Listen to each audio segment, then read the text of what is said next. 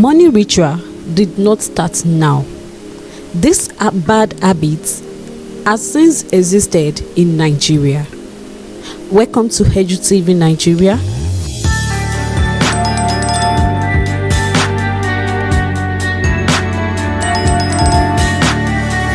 Subscribe to this channel for more Nigerian history. This is the story of Otokoto money ritual killings of 1996 in Owerri.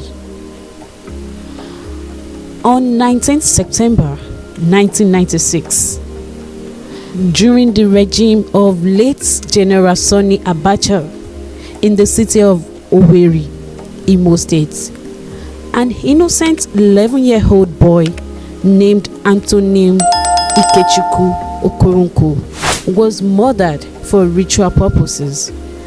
The little boy was hawking boiled groundnuts, which was his daily routine. He strolled along selling his groundnuts for peanuts to whoever wanted to buy. When he got to Amakoa area of Owerri, his eyes lit up with joy when a customer beckoned on him to approach. That customer was named Innocent Ekayanwu, of the age 32.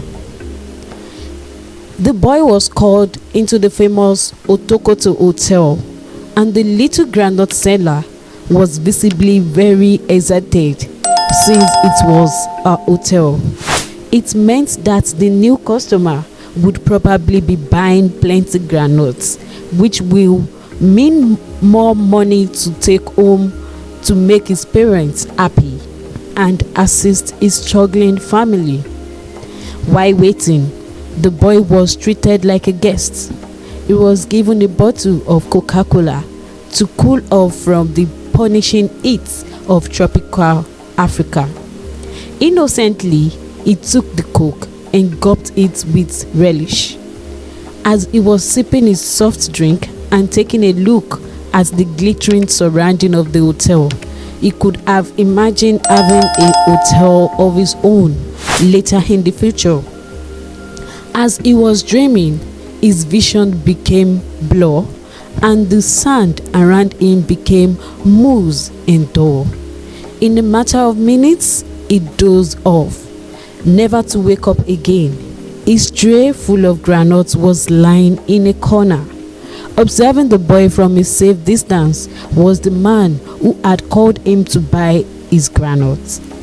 He had spiked the boy's drink, and once he saw he was asleep, he took the limp body of the drugged lad into one of his hotel rooms. And what followed next remains one of the evilest things anyone can ever dream up. A sharp cutlass emerged from nowhere, and the boy's head was severed from his body. He was beheaded in a matter of minutes. After the boy's head was cut off, he disemboweled his torso, removed his liver and other parts he needed. Not done yet, the boy's genitals were removed. After butchering the boy and sorting out the organs, he packed his head inside a polythene bag and buried his remains. The butcher, Ekayanwu, then took the polythene bag containing the boy's head and headed for the next destination, which is to the house of the man who needed the fresh head, the man who is behind it all. After the grisly murder of the little Okoronko by Mr. Innocent Ekayanwu, he then stopped bike man to convey him to the place. It was the Okada man named Opara who he stopped to take him to his destination in Eziama that realized that what his passenger was carrying inside a polythene bag was a fresh human head. It was still dripping with blood. When he highlighted, the Okada man quickly alerted the police. The police then intercepted Ekayanwu on his way back in a Peugeot 504 car. He was carrying the head with him in the polythene bag. He was going to the residence of a highly influential figure named Chief Leonard Unaugo at Eziama. Ikeduru local government council area with the head, but upon arriving he was told he had gone to Lagos. So Ekeayanwu had no other option but to return to Owerri with the boy's head. When it was time to take the headless boy of Ikechukwu to the local mortuary, there was a massive procession and protest by Owerri people. People came out in thousands to protest the boy's ritual killing. They started around and within the hotel premises, waited for the police to confirm that it was indeed a ritual murder, while more were marching and trooping to the scene of the ritual murder as the news was spreading. It was in the midst of this tension that the local media station made its miscalculation.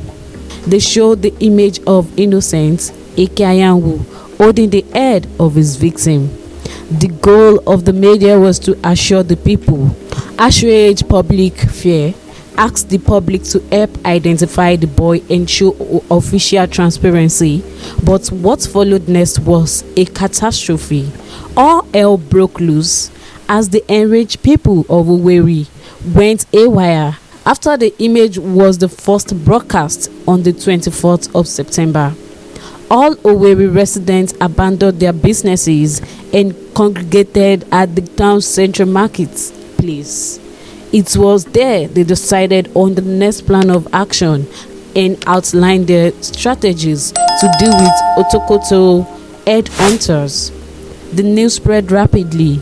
Every home in Owerri had heard the news or seen the image of Okoronko's head or his shallow grave.